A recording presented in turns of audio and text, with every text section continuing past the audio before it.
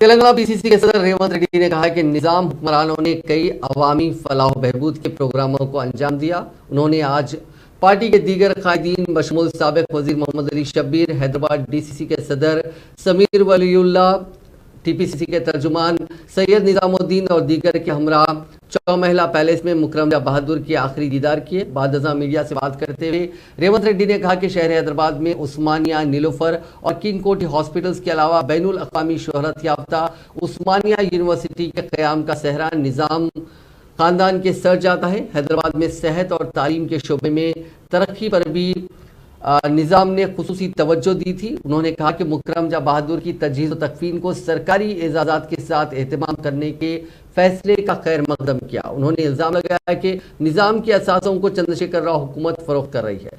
हुकूमत को इस तरह के फैसलों से बाज आना चाहिए। रेवंत रेड्डी ने रियासती हुकूमत से मुतालबा किया कि वो मुकरम बहादुर के नाम पर कोई एक अजीम प्रोग्राम शुरू करें।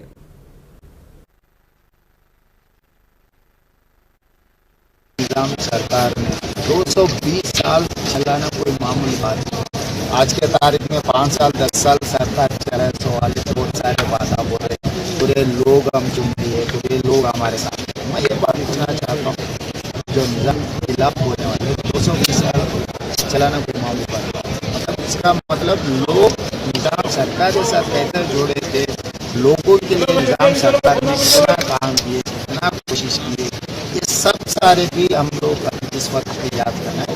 इसीलिए मैं तेलंगाना के मुख्यमंत्री चंद्रशेखर राव जी से मेरा डिमांड है कि प्रिंस मुकरम के नाम बड़ा अच्छा पूरे सब लोगों को भला होने के लिए कुछ बना के उसके नाम रखा, क्योंकि वो हमेशा याद है कि उन्होंने इतना सारे देखे। आज जो बेच के जी रहे तेलंगाना सरकार, हर जगह निजाम सरकार ने छोड़ दी है।